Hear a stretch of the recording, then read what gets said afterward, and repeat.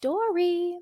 So, this is all about Monica Garcia hinting at her Real Housewives of Salt Lake City exit after a quote, rough season. A rough season of being exposed as a liar and for being exposed as a stalker fan. Yeah, girl, it's a rough season because of you. So, let's dive in. So, this is also according to All About the Truth. And I have the receipts as well. And I'll definitely put up those screenshots too so you guys can see it. So, Monica Garcia may be a one season wonder despite having an amazing debut season on The Real Housewives of Salt Lake City. The Real Housewife of Salt Lake City newbie teased on social media that she may not return for season 5. Okay.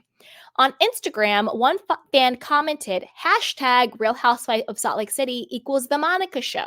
Can't believe we almost won't have you on our screens anymore for a while. Monica then replied, or maybe never again. And like always, I come with the receipts. So here it is on the screen, okay? All right, let's keep going with this one. The comment comes shortly after the Real Housewives of Salt Lake City newbie opened up about having a difficult debut season and opening up her life for the world to pick apart. The 40-year-old recalls how hard it has been to put yourself out there and be completely vulnerable only for everyone to rip you to shreds over and over and over again on repeat. Monica wrote, and this is what also on the screen when she's trying to be like Lisa Barlow because she has the like McDonald's diet diet Coke in her hand and she's like naked. It's just like, girl, get your own shtick. You know what I'm saying? Like Diet Coke is Lisa Barlow's shtick. Like leave it to the queen. Leave it to the HBIC. Get your own shtick, okay? Anyway, so this is what Monica said. She walks through hell with a smile because she owns her demons.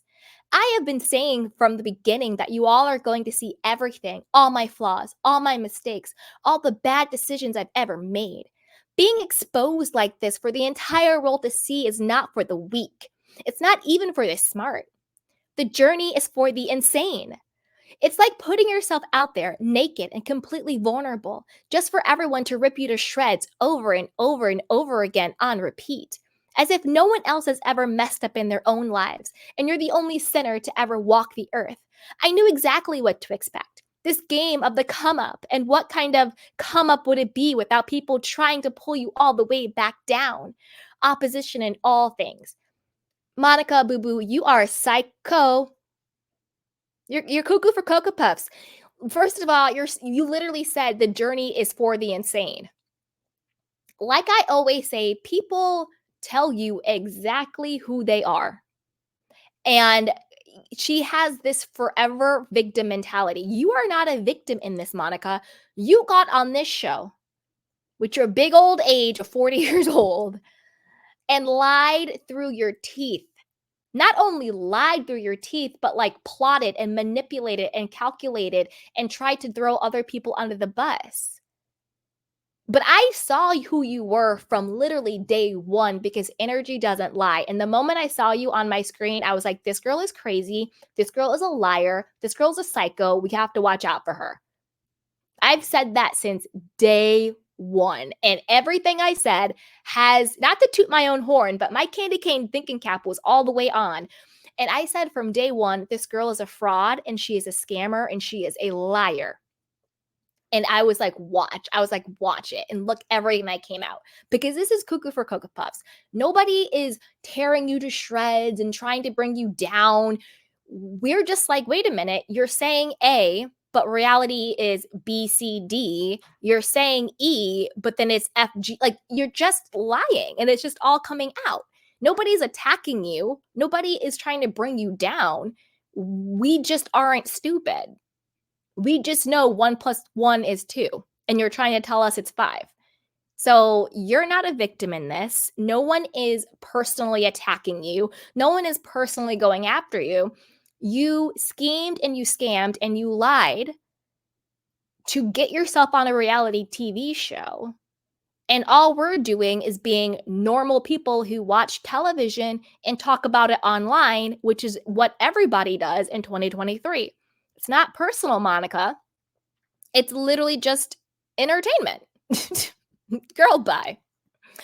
She then let the Bravo fans and her Real Housewives of Salt Lake City co-stars now know that she's ready for the season 4 finale. Now, with that being said, let's effing go. Here I am. Do your thing. I promise you, I have been through worse. Nothing I've done in my life will ever be worse than my affair. Nothing. I am so ready for this finale to come out, and I honestly cannot wait for you all to see it. Time for all of the pieces of the puzzle to be put together. Until then, I'll just sit here, wait, and sip on my drinky drink. Girl, the delusion of it all. The delusion, it's the delusion for me. It's the delusion for me. It really is. It really, really is. It's the delusion for me. And Monica, again, we're not stupid. The jig is up. She's trying to gaslight us. It's like she knows that she's going to be exposed for all the lies and it's not going to go well for her. So instead of admitting that, she's like, oh, I'm ready for the reunion. Bring it on. Bring on the finale. Bring it on. I will be vindicated. You all will see the truth. You all will see the truth, to sort of gaslight us before we see it. You know what I mean? It's almost like priming us to have the perspective that, oh, Monica must be vindicated, or, oh, it won't be that bad. Monica, I'm not a doctor. I don't diagnose, but the narcissistic, egotistical, victim mentality, stalker, freaking single white female vibes you're giving, like, I feel really bad for your children. And I said it from day one. I'll say it again. I feel really bad for your mother too, because I don't blame your mother for this. I don't. This is a Monica problem. I think your mother is one of your victims. I think your children are definitely your victims. And I think your mother is a victim of you too. I think your mother is scared of you. And I think your mother knows exactly who you are. And there comes a point in time where we have to stop blaming mommy for adults having psychotic behavior. I think your mother knows exactly who you are. I think your mother is scared of you. I think that's why she canceled the family Bermuda filming, because she was worried what you were going to do to her family. And I think your mother is one of your victims. You got on this show in front of the entire world and you maligned and disrespected this woman all up and down, every which way. You had people thinking your mom was this monster, toxic, abusive person. You are a liar, in my humble opinion. You went on here and you maligned your mother. In narcissism terms, you did a smear campaign against your own mother for sympathy and for storyline, because you didn't want to take accountability for when you lost your freaking mind and was throwing shoes and cussing people out at Andrew's party.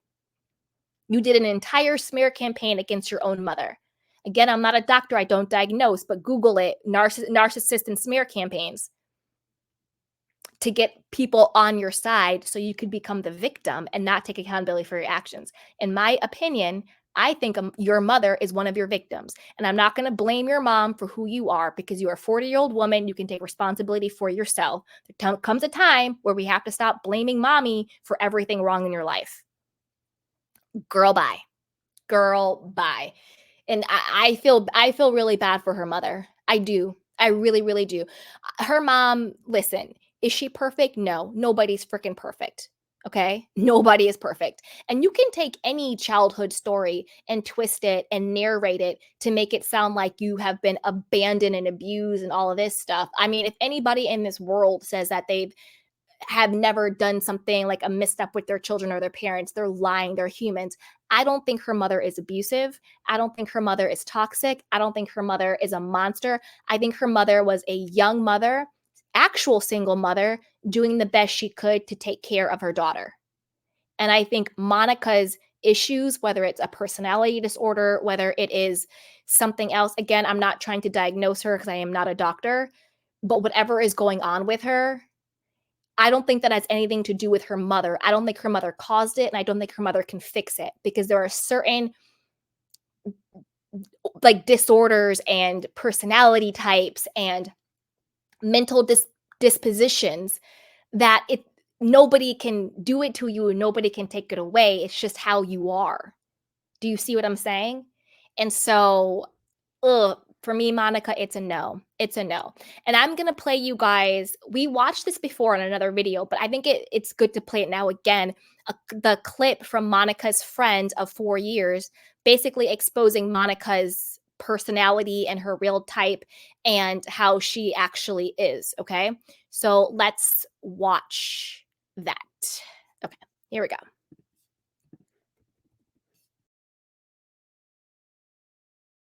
I'm watching the new episode, and I'm just going to say this. If this woman is willing to call me in the middle of the night and tell me after a fight and not being spoken to for a few days in full tears and tell me that her daughter got hit by a car, so I get up out of my sleep and I start to head there, she calls me right back. Don't be mad. She didn't get hit by a car. I just knew that was the only way that you would talk to me.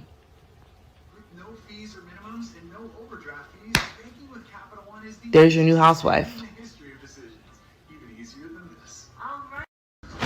And in 4 years of friendship with her, I never heard of a single family member in Bermuda. I heard of an auntie in Arizona, and I heard of an uncle and his son in Boston. Bermuda? Never. Okay, now I'm on the part where they are, spoiler alert, by the way, they're sitting at dinner and Monica's saying, we did hear that. This is what Monica does. She groups you, right? We said that. Meredith didn't say shit. Meredith's like, I never said that. She's like, we did talk about that. Okay, she was sitting there while you brought it up, bitch, in the last episode. But we did talk about this.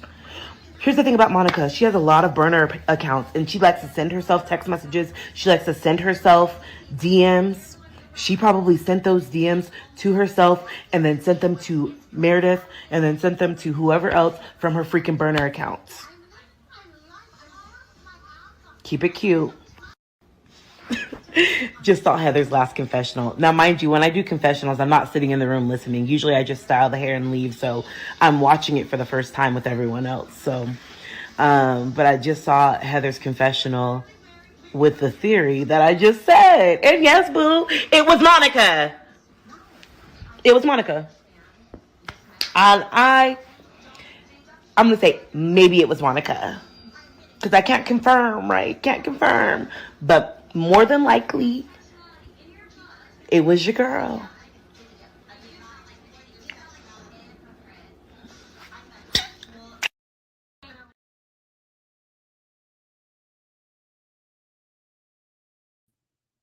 Yep, I believe Tanisha. In my opinion, I believe Tanisha. And this is the thing. I think Monica learned from Jen Shah as well. We know that she was Jen Shah's assistant. And don't forget this. When Meredith used to be pissed off at Jen Shah, she was pissed off at Jen Shah because she thought Jen had social media accounts, fake accounts, attacking her son, Brooks, right? I think that was during the same time Monica was either trying to get on the show or trying to become Jen's assistant and all of that. So we already have that precedent of Jen Shah having fake social media accounts to do her dirty work. Monica's her assistant. She's learning from Jen. On top of that, also don't forget that Angie Harrington, remember her? Remember her and her husband was exposed for creating fake Instagram accounts. It was called Shah's Exposed, and it was talking about Lisa Barlow and Jen Shah. So Angie Harrington and her husband also had the precedent of creating these fake accounts to spread information. So if Monica was a part of that circle as Jen Shah's assistant, it's not that far of a leap to think that she would know, oh, let's just create fake accounts to spread fake information or even real information, but just be the people out there exposing it. So there is precedent for this, of people creating these fake accounts.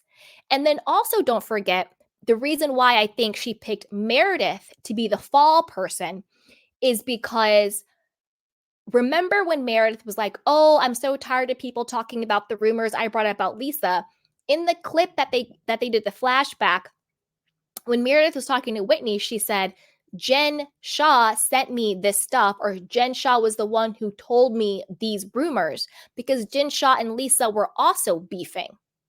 So the rumors that Meredith brought to the show about Jen Shah, about Lisa Barlow, came from Jen Shah, which makes Whitney, I don't know if Whitney is just, I don't know the right way to say this because I don't want to be offensive. Like, I don't know if shout out to Wendy Williams. I don't know if Whitney is just less than smart or if she's just really lying and calculated and manipulative. But when Whitney says, "Oh, I think it's Meredith because I did the same thing with Meredith last year about Lisa," that actually isn't true, Whitney. Because Meredith said what she was saying about Lisa came from Jen, and Whitney said what she was saying about Lisa came from the people, like it was like the big, like that. Remember, it was like some big head honcho guy about jazz tickets, and people were talking about it and all that stuff. And she heard it from all these other people, allegedly. So when Whitney came with her rumors about Lisa, Meredith had never told her those rumors, and they were two separate rumors. Meredith was insinuating, oh, Lisa does favors to get Vita tequila distributed. That's what Meredith said. Whitney said that Meredith, that Lisa was giving BJs for jazz tickets.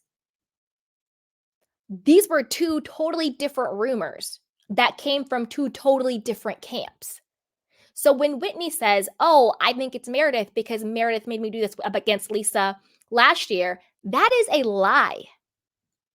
The reason why it got conflated was because Meredith invited Whitney over for, remember, they were drinking the white wine and are talking about it. And even when Whitney brought up giving BJs for jazz tickets, Meredith looked at her like, what? And she said, I didn't hear that. Because Meredith and Jen Shah had come up with a completely different set of rumors about Lisa. And then that's why Heather Gay was like, Whitney, I don't know what you're talking about. I never heard those rumors. And I remember when Heather and Whitney had that huge falling out because Heather would not say, I heard the same thing about Lisa Barlow. And they almost got into that fight when Heather pushed Whitney when she was like wasted in the black lingerie, and she kind of pushed her into the wall because Whitney was wasted and going after her. So when Whitney says, I think it's Meredith because I did it with you last year against Lisa, that actually isn't true. Because again, Meredith is very smart and very strategic. And she said, I said favors. I never said sexual. And she's correct. She never said sexual. She just left it innuendo. She left the door open for people to assume and fill in the gaps, which is smart because then she can say, I never said that. You can infer it, but I never said it. Right? So Whitney, again, I don't know if she's just less than smart and actually in her mind thinks this, or if she's just lying and manipulative and trying to, throw people under the bus and try and, throw jabs in there, but hiding her hand. It could be that too. But Meredith and Whitney were not in cahoots against Lisa. It was in Whitney's mind that they were.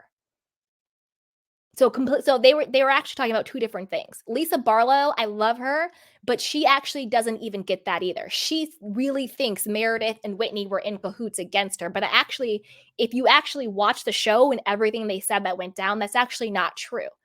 And then Meredith even got pissed about it last season, too, going against Whitney about it.